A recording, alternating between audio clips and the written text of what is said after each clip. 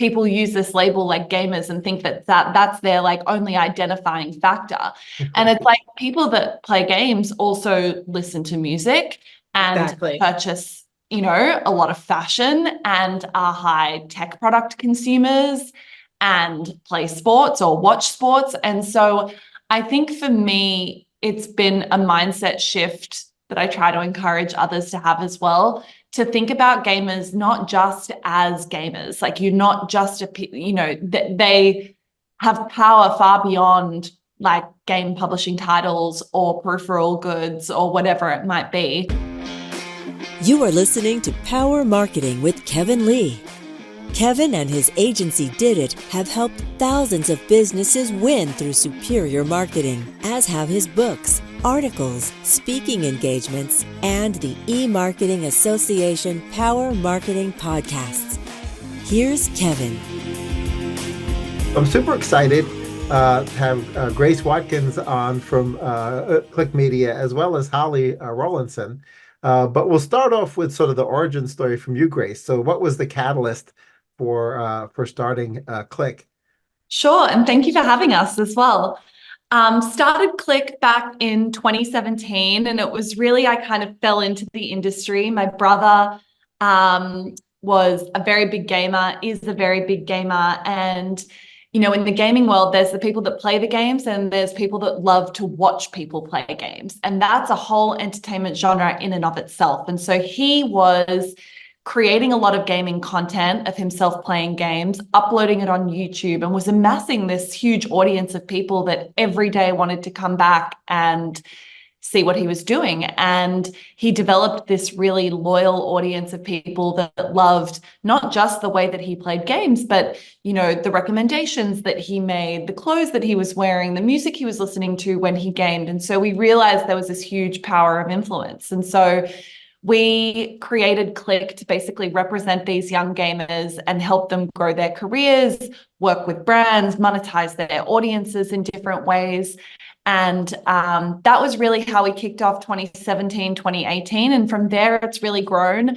We found that gaming is a really interesting genre for a lot of brands. It's a way to reach an audience that's otherwise quite difficult to access, which is predominantly young men.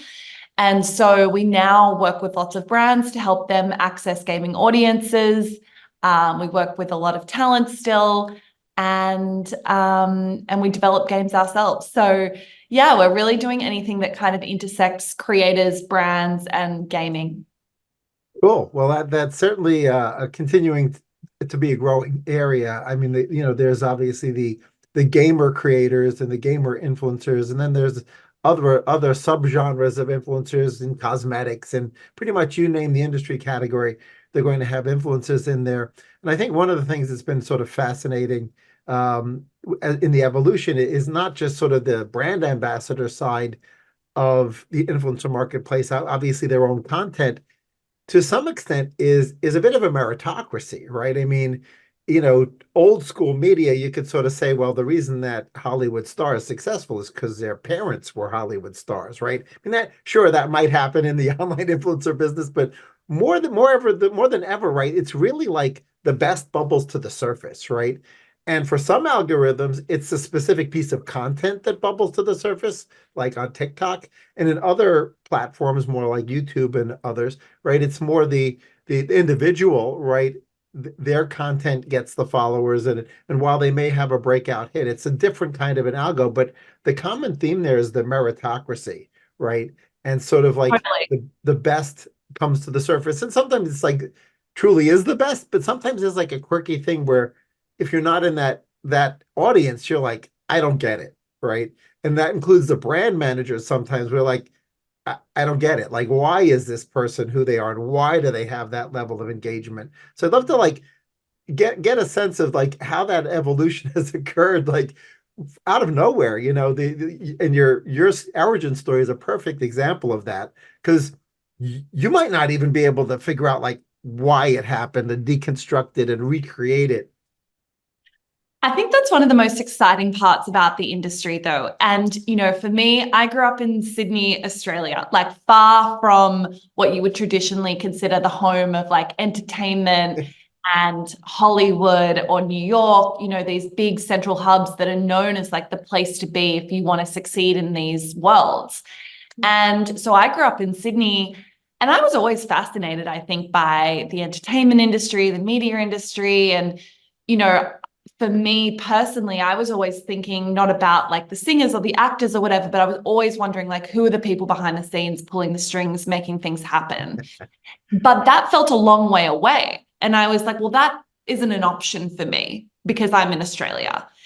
And those traditional industries are the ones where it matters who you are. It matters what company you work at. It matters where your location is geographically. It matters maybe who your parents are or what connections you have. And then we fell into this world of digital media and creators and gaming and YouTube and TikTok and socials. And it was the most exciting thing because it didn't matter where you were. And if you were uploading content on the platform and people liked it and it was good, it didn't matter if you were super wealthy and in LA or if you were, like had nothing and were growing up in country Australia. But like if people really resonated with what you were doing, you had just as much a chance of success as anyone else. And I think that is for me what felt so exciting because you were able, to be young and hungry. And if you were willing to work hard, you weren't in these super structured environments like traditional agencies or traditional entertainment businesses where there are, people with 20, 30, 40 years of experience there and these really rigid structures. Yeah. And so I think that's why I found this world so exciting is because it's democratized content. And I actually don't think that there's a huge shift in power that's taking place right now. And right. The power is really shifting from the big media companies who I think are pretty scared about what's happening. And the power is shifting sort of to the people. And that's the same concept with retail, with branding, with consumer goods and consumer products that it used to be, that you needed their power and you needed their marketing money and you needed their customers and all that stuff. And I think the Walmarts of the world and other big retailers and certainly consumer goods companies are realizing that the power to build a brand and to build a business is really falling more and more to content creators and influencers. And I always say that when you do a license with Disney, for example, Disney is not necessarily going out of the way to drive customers to your store to buy the Disney goods. That's sort of your job, right? But with content creators, again, as Grace was saying, with the democratization of it, the content creator is driving that consumer to your store. So again, the power is shifting so much away from traditional Hollywood agencies, away from the traditional Hollywood power structure, and away from the traditional sort of consumer goods power structure into a different world. And it's really kind of, in my mind, like a seismic shift. Yeah, you bring up a really interesting point because some of the influencers, are coming out of broadcast media. Essentially, it used to be that, you were a broadcaster, you were a video journalist, right? And you broadcast on some big brand, right? CNN, Fox, whatever. And that was it, right? You were like handcuffed to them and you had a contract and everything. But in the cases of some of these folks, like that became their jumping off point or their foundation. But some of their follower counts exceed their parent organization. Well, right? Just like Dan Harris and 10% Happier is the best example. He's just really been able to grow his audience, grow his influence, grow his content into a space that's completely different. But his jumping off point was his broadcast job. And I'm sure there are a lot of exactly. So I think that's even freaking out the establishment more, right? Because they're like, wait a minute, we created this Frankenstein and now like they have more power than we like, but we have no choice, right? And so that would be a topic for a whole other podcast. So we won't do that one right now, but it just popped into my mind when you talked about that seismic shift. You have like a revolution and an evolution happening in parallel. And I just think that's really cool. But I wanted to get to a question because a lot of folks, brand managers and marketing managers, when they think about like reaching gamer influencers, they just assume it's like the male gamer, right? And the reality is there's like a whole other subculture and highly active area with female influencers, female creators, female gamers who are playing, and similarly reachable for, as a target audience that's difficult to reach for brand managers otherwise. So I'd love to hear you talk about, like, how do you break through that and get people to realize, like, no, it's not incels sitting in their parents' basements. Like, that's not the only audience we can reach. Yeah, I think there's a big perception around when we say gamers, people are thinking, teenage boys eating Cheetos in a basement playing Call of Duty or something. And Right. I think, is that a subsection of gaming? Absolutely. But the audiences really can be so varied depending on the path that you want to pursue. And I think, a common conversation that I've had over the years is I think we have to also expand for brands and marketers the definition of a gamer. And I think that sometimes people come in and they're like, well, we want to hit gamers, or they think like gamers maybe aren't relevant for them. And I think, it's a very isolated way to look at a subsection of your audience. And I think people use this label like gamers and think that's their like only identifying factor.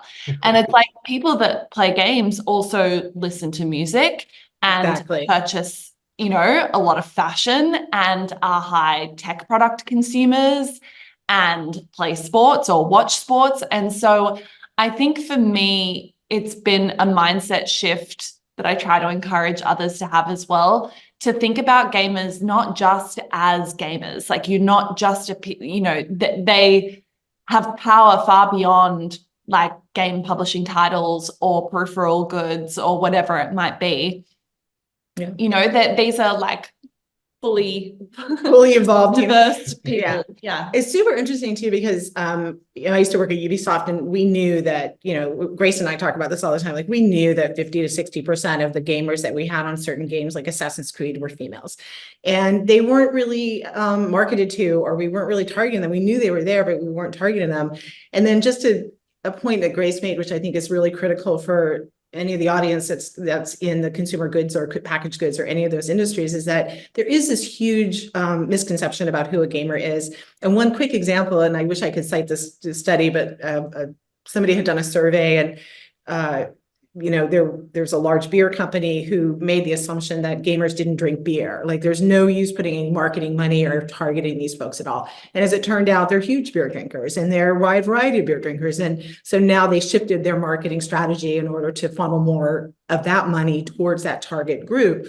Or with females, like, females aren't gamers. Yeah, they are gamers. In fact, they probably make up 50% of the gaming audience. And to Grace's point, they also wear makeup. They also love fashion, which is why you see, and maybe Grace wants to speak to this, why you see a lot of brands getting into the Fortnite space that are in the fashion and the beauty industry. Yeah, that's I think people really have to, and this is true for all forms of marketing, right? Is they just assume that one variable that describes an audience is makes everybody homogeneous, right? And that they don't have other lives or other personas that you need to use to reach to target them, and that you can create subsegments. So I think it's really important that marketers not be myopic about how they think about the gaming ecosystem at large. Yeah, totally. Yeah, and that goes the age of gamers as well, like the broader age, the range of people that are playing in terms of age range and the types of games they're playing. It's a super interesting area. So yeah. So as with almost every data set that you look at, whether it's creators or influencers, you get this sort of power curve or 90-10 or 95-5 rule, where there's like these people who are the big ones that, obviously you can deploy a lot of money behind. And then there's the sort of the mid area, and then there's the long tail of micro influencers. But as you start to move into the mid area and up, right, I find it's fascinating to try to get a sense of, like, well, how as a brand or an agency, like, what's a leading indicator? Like, how do I know if they actually have influence? You use the word influencer, right? But is there engagement, and is there influence, right? And in prepping for this call, Holly, we talked about, like, well, can they sell merch? Like, because if they can't sell merch, then I guess they don't really have a lot of juice, right? And how do you guys use that as a way to sort of separate the wheat from the chaff? Or and are there other KPIs that you can use to sort of look at somebody and look at their content, look at their follower base, try to understand engagement that are sort of a little bit of a predictor. Like if there's an authentic brand relationship, it should work. Now, obviously, there's always opportunities where it won't work, but you want to be able to be good at cherry picking out the relationships that have a better chance of working, right? Because you want it to succeed. The creator wants it to succeed. And yeah, there's like the merch data point, but what else? How much of a canary in the coal mine is merch? And then what are some other great ways to know if you've got a good person that you're chatting with? I mean, first of all, I think it's important to, identify that brands might want to work with different kinds of creators to achieve different goals, right? And sometimes it might be to drive someone to make a purchasing decision. Sometimes it might be an awareness piece, a reach piece, that sort of thing. And so I think, first of all, I very much agree that there are creators with huge audiences that do not drive purchasing decisions in the same way that creators with a much smaller audience might. And that's not a new or novel, observation. But I think oftentimes I'll see on LinkedIn and that's, this is a really common sentiment where it's like, I paid $100,000 for one influencer and they drove 10 sales, and I paid $1,000 for another influencer and they drove 100 sales. And that's fine. But there are benefits to going with larger influencers that might have massive reach and not drive a huge amount of product decision. Like, I think sometimes people think that that's the only thing that matters. It's not. Like, there are brands that absolutely want to be in front of those audiences, capturing the eyeballs. Maybe it doesn't always matter the extent to which they drive a purchasing decision. And the brand might have multiple goals where they're working with different creators and there's different KPIs for different creators. So that is one thing to say, but yes, absolutely. I think there is, not necessarily a high correlation between follower count and true underlying influence if you define influence as someone's ability to drive a purchasing decision, say. But I think, and we certainly see that we have some creators that have run merch programs and they have, 10 million plus audiences, and they won't do nearly as much as someone with 1 million followers who, has a super engaged audience their audience will do whatever they tell them to do. Mm-hmm. And so I think, yes, merch sales is one way that indicates that, but we do a lot of work with brands where it might be indicative of like downloads they drive or website clicks they drive. And you can see it, at a more basic level, just on their engagement. Like, you can tell people where it's, Holly was just asking me a question about a creator that we have that's friends with another creator. And I said, I think, a huge amount of that person's viewership is just coming from the fact that people are hungry for whatever they can get around that group of people. And so I think, yeah, it's a really interesting question, the one of influence, and it's definitely not correlated to number of followers. And I totally agree with that. I think, if you think about it in a more traditional media sense, or movies or traditional TV shows, there are a lot of super successful movies that, I've sat in so many meetings with producers who they may have $1 billion franchise, or directors. I mean, I won't name names, but so many of the biggest ones who all they wanted were toys. All they wanted were t-shirts. They wanted a program at McDonald's. And it was really tough to say to them, I know this movie made $1 trillion. It's just not merchant. It just doesn't work that way. Like, it's not merchandisable. You can't do it for whatever reason. But that doesn't mean that movie or that piece of IP wasn't incredibly valuable and did, incredible things. So it's the same with the influencer space too, or the content creator space. It's like, there are probably only out of hundreds of influencers, probably only 1 or 2 that actually will drive that retail purchase. So it's not the only, measure of their value or measure of their impact, but it's a good measure in some ways, right? Yeah. I think it has to do, just from a consumer point of view, it has to do with a deep level of authenticity, a deep passion that comes across for certain things. And it's a little amorphous, but like, what do they love? What do they wear? What do they talk about a lot? Right. And, you start drilling down and you start to realize that there are some, very engaging, entertaining content creators, but do they have a point of view, right? Do they have a strong opinion about things? Do they have a style? Do they wear certain things all the time, right? Then you start to pick it apart. But I'll tell you, when it works, it's phenomenal. It's phenomenal because, they have a level of engagement that, to Grace's point, it really drives a consumer's behavior. It really makes a consumer do something, go someplace and actively go and pick something up or order something that they wouldn't have ordered. And, that to me is sort of magical, right? It's sort of like, and again, the fascinating sort of macro picture of this is the real power shift that's taking place in so many industries. When somebody has that kind of power, I would imagine that people that spend, a Disney or Warner or whoever is spending billions of dollars, right, on their character development, and then somebody that's uploading videos on their own YouTube channel is able to have, significant influence in a significantly shorter amount of time. Yeah, I have two follow-up questions to that are somewhat related. So I'll ask them together because they may weave together. One is the sort of a ripple effect, because you mentioned that one creator was friends with another creator, right? And so if a brand engages in one creator that has a highly engaged audience of potentially either peers or folks who are like half as big or 1/3 as big as they are, do you get these ripple effects? And then as it relates to sort of the ripple effect, are some brands finding that taking those two creators that already have an existing friendship and working with them together has sort of a 1 + 1 = 3 or 1 + kind of scenario, like where you get the two of them together, but like they sort of they amplify off of each other, and it creates for more authentic content and content that has a higher virality factor, etc. I'd love to get some thinking on that. Yes, would be the short answer.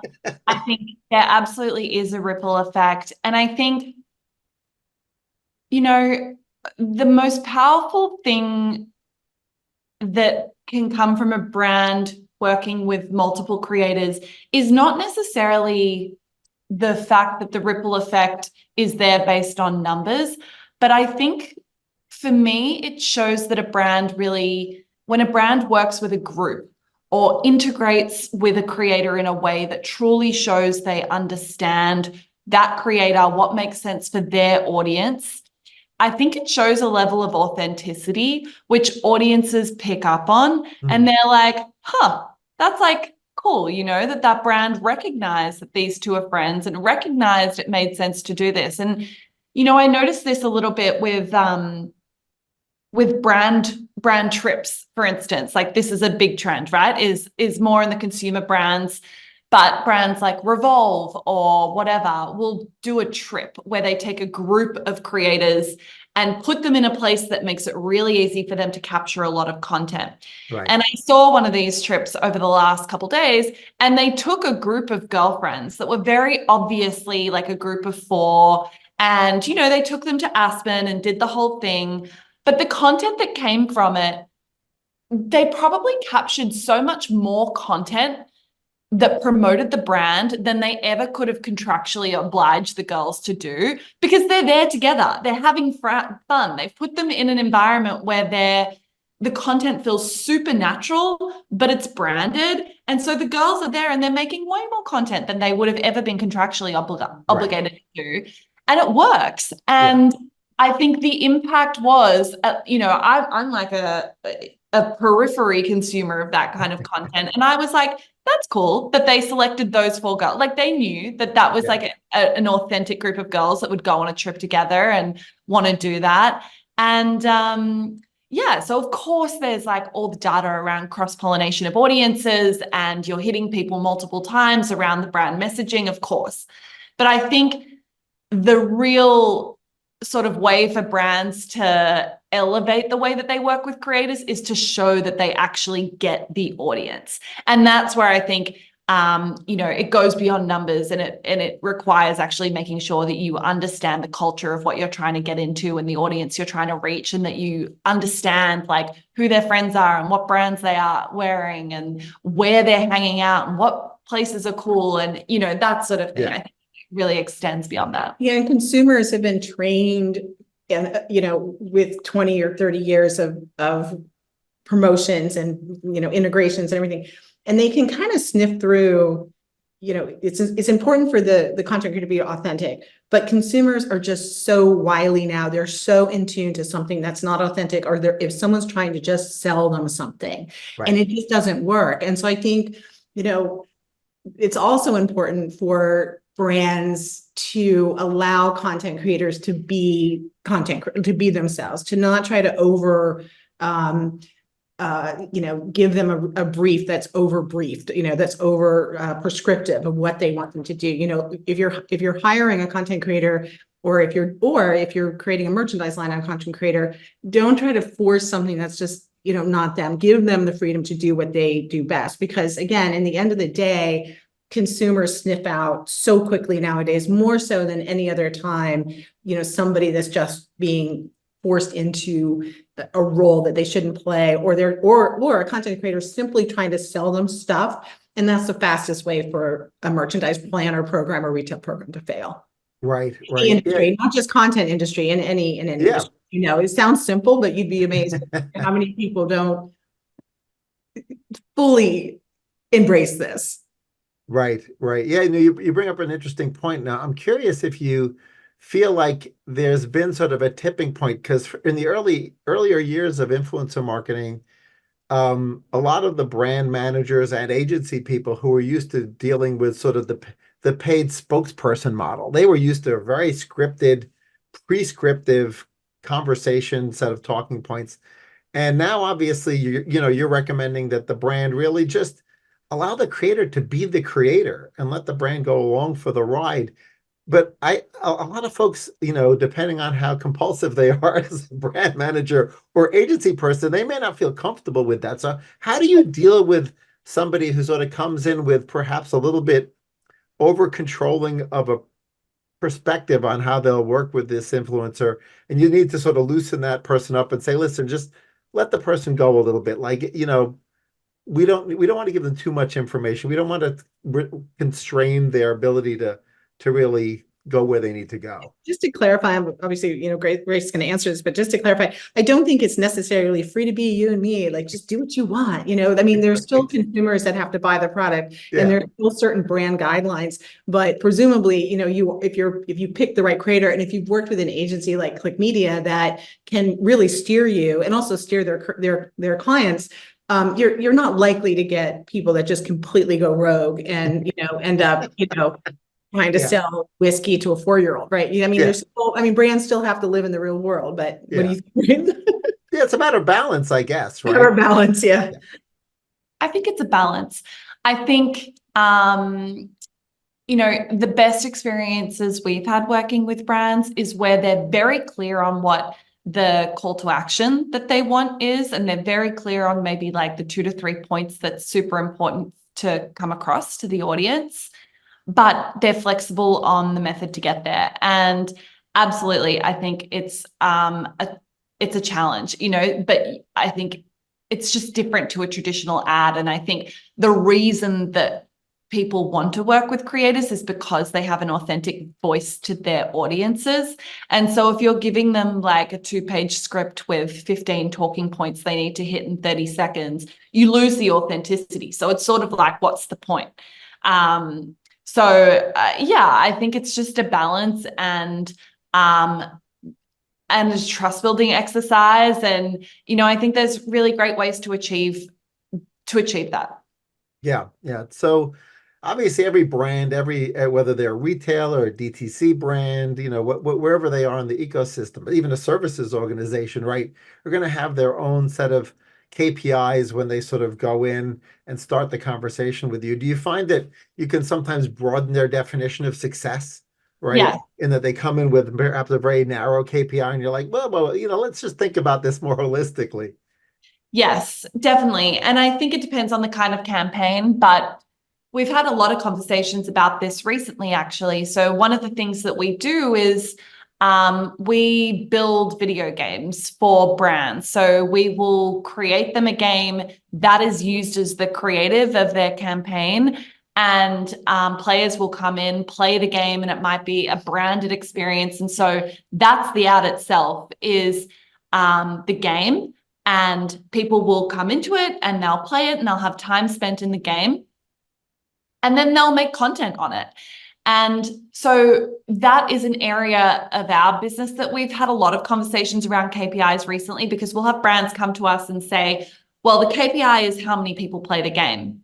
And I would say that the KPI is actually not the number of people that play the game, but it's the number of people that are consuming the game in any way, whether that's they're playing it or they're watching their favorite influencer play it, in which case that game is still having a ripple effect. People are, in the same way that you'd think about the Super Bowl this weekend, the KPI is not how many people turn up to the stadium. That's not what the true influence of the Super Bowl is. The true influence is the number of people watching it on streaming, the number of people consuming the clips that will end up on TikTok, the number of people that will watch the ads on YouTube later. Like, that is kind of the full impact of what it is. And so if you were only counting the success of the Super Bowl of like how many people watch it live, I don't think that truly captures the influence that that event has. And it's similar for brands in that way as well. And also, how long are they playing the game? Like, maybe there's not a ton of people playing the game, but they're engaged in the game for a really long amount of time. Yeah. So, they're really fully embracing the experience. And that kind of goes back to micro influencers as well. It's like, if you're, another situation, we in a retailer I work for, we found a influencer that was very, very specific to a certain kind of jewelry. And she didn't have a ton of followers, but the followers she had stayed with her for a long time, and they watched all her content and they watched everything she posted. So if you were looking at her and trying to determine, like, is she is it successful? Should we tie in with her because of the number of influencers she had or the number of followers she had? You might say no, but then when you realize how the follower was engaging and how her fan was engaging, then it's a huge yes, and it's really effective. And just like, I love that. I love Grace's analogy. If you're gonna, the success of the Super Bowl isn't the number of people that come to the stadium. The success of the Super Bowl is, are they watching the commercials? Are they staying for the whole Super Bowl, or are they like starting to click out 3/4 of the way through, right? Yeah. So a related question to that is, I find that some influencers are really starting to be much more intelligent about how they think of themselves as a brand, and how they even think of themselves a little bit like a publisher, right? Because a lot of them are building their, let's say, ecosystem on a particular platform, like they're a TikToker, they're an Instagrammer, they're a Twitcher, they're a YouTuber, whatever. But those platforms can be somewhat fickle, especially once there start to be brands involved, or, there's some invisible lines that can get crossed by accident. And sometimes an algorithm will suddenly, get triggered, and you have a problem. But I see that some of the more sophisticated sort of business savvy influencers are like, wait a minute, I need a brand or several brands. I need an email list. Maybe, I need to have more than one touch point. And while I still may build most of my sort of asset, my IP capital here, I need to build a sort of, maybe not backup plan, but a more holistic footprint with my followers, right? And, as arcane as it might be, like an email list is, you would say, well, nobody under 30 reads email, but, everyone still has one. They start to get one in high school, and they continue to use it in their business environment, and you need it to log in places. So I do see some of them, either just having email lists, or, to buy your Feastables chocolate, or to, whatever, you need to use your email address then. And of course, you have then a PII relationship with your sort of your audience, right? Which is more what a CNN would think about, right? Or Newsweek would think about, is like, okay, I need to have PII on my audience. I want registration data. I want to know who they are. And I want to have a fallback plan, to communicate with them, right? With special offers, or, whether they're brand related or just, content highlights. So do you find that there's like, they're having this epiphany now within the creator community where they're like, wait a minute, I built my entire house of cards on this platform and I feel really like I'm at risk. Yes. This is a long-standing conversation with a lot of creators, and I think you're right that that's absolutely the goal. I think in practice, getting there can be really challenging for some creators, and that's because these platforms provide the algorithm, right, for discovering new audiences. So that is wildly valuable. And for a lot of these creators, there is so much instant gratification that comes from working on platforms like YouTube or TikTok or Twitch. And whether that's instant gratification in the form of followers or money, the data that they're providing you on a day-to-day basis around earnings and audience and that sort of thing can almost capture creators in this drug. Almost like a drug of the need to constantly upload. And there's so much, that comes on the day-to-day that it can be very hard to, if they're like, well, I have the ability to upload a video tomorrow and that'll make me another $1,000. Why should I be worrying about building an email list, that frankly isn't going to make me any money right now? And so I think that's the role of a good manager, is to help think about how creators can bulk out their business. And, like any business, you wouldn't want to be reliant on just one revenue line, right? Like you want to be building something that's sustainable and diversified and that sort of thing. And so I think a good manager should help guide their creators around sustainable ways to do that allow them to, be building in the background and not take their eye off the prize too much. But absolutely, I think, the creators that I admire most these days are the ones that do have revenue streams that, extend beyond one platform and extend beyond one, form of media. So, for example, like, I think some of the creators that we work with that do it best are a group called The Boys, and they absolutely developed their audience on YouTube, and that's a major form of revenue for them in terms of AdSense. But they have a thriving merchandise business. They have a thriving members strategy where we upload exclusive content just for members. They have a huge SMS list. They have a huge subscription list for email. They've done, music. They're developing a product at the moment. And so that feels like they've built a really sustainable business. And that takes time and it takes resources. And I think that's another challenge as well, is actually getting creators to think about investing in their businesses, whether that's in the form of bringing on team members or time that they're taking. But I think these creators are little mini media businesses. And so encouraging them to really think about it and invest in it is a big mindset shift. Yeah. And it's also just from a technical point of view. And I'm not sure, we're there yet, to be honest with you. I mean, I think we're there. I mean, I think Click Media is there, but I don't know if the industry as a whole is there, which is just operational aspect of running the business, and Grace touched on that. Like, are they thinking long-term? And, it's one thing to say, I'm a brand, I branded myself, right? But there's just the hard work and the thought process and the expertise that goes into actually operationally running a food business or operationally running a merchandising business. And I don't know that the expertise has flowed in yet to the entire industry to see it that way. And I do firmly believe that, I passionately believe that creators that can marry themselves with a management company or with people that understand the not always glamorous, not always fun operational aspect of building your brand and building your business are the ones that are really going to, like The Boys, are really going to thrive and really take off. And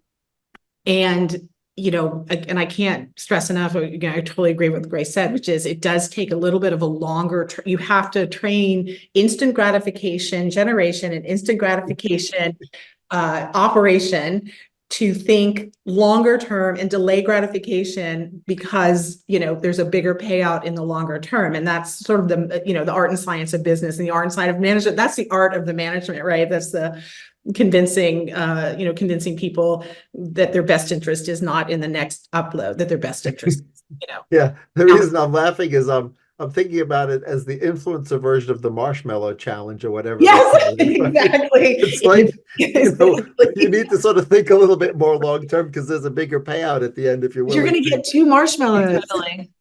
Right. That's good. That's good. So yeah, that finally, just real quickly, Disney with FN and Epic, is obviously making some moves. And is that sort of telegraphing the importance of brands being there as well? Yeah. Oh, 100%. I mean, I'm not trying to, I'm a little cynical for 2 reasons. One is that, Epic has gotten into a lot of trouble in the past with Fortnite, with marketing to kids. So I'm really a little confused about this, but put that aside. I honestly think that it's a sign that media companies are recognizing again that the power is shifting in a different way. And they either have to be part of it or they are going to lose significant influence and share and power in the industry. And it's a giant recognition that, in what universe would we have thought 5 or 10 years ago that Disney needs Epic and Fortnite? It would be the other way around. It's right, because everybody wants to be part of the Disney. Exactly. Yeah, and now it's like it's flipped, and it's just mind blowing to me, just from a business perspective and from a strategy perspective, and and from from everything. I just find it totally fascinating. Don't you? Totally agree. And I think it shows that these huge properties now recognize gaming as an entertainment vertical that they need to be a part of, not dissimilar to movies or TV or audio. It's like, this is another platform that you've got to have a presence on. Right. Cool. Well, thanks so much for joining me. This is great stuff. And look forward to reprising it as, in a year when it's changed again. So thanks so much for joining me. Such a pleasure. Thank you. Thank you so much. Kevin Lee's Power Marketing is available on all your favorite podcast networks. Kevin loves helping businesses excel at marketing. Having marketing challenges? Just like Santa in The Miracle on 34th Street, if Kevin can't help you, he'll know someone who can. Find him on LinkedIn, subscribe, or follow.